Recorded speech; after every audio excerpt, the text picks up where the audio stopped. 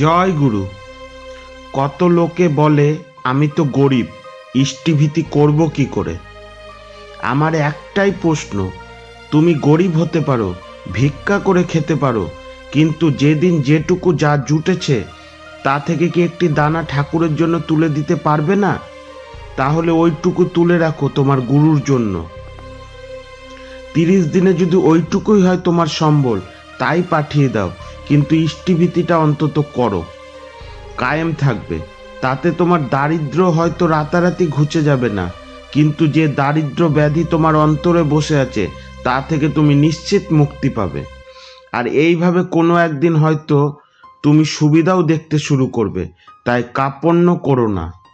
ওই যে আছে রবীন্দ্রনাথের কবিতায়, এলো সেই সুবর্ণ রথে চেপে দেবতার মতো মানুষ, ভাবলাম ভিক্ষা মিলবে কত, এগিয়ে গেলাম নগর ভিখারি সেখানে।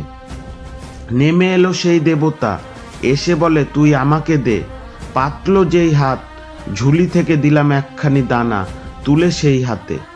ভিক্ষার শেষে ফিরে যখন নিজের ঘরে উজাড় করেছি ঝুলিখানি, দেখি একখানি দানা হয়েছে সোনায় পরিণত।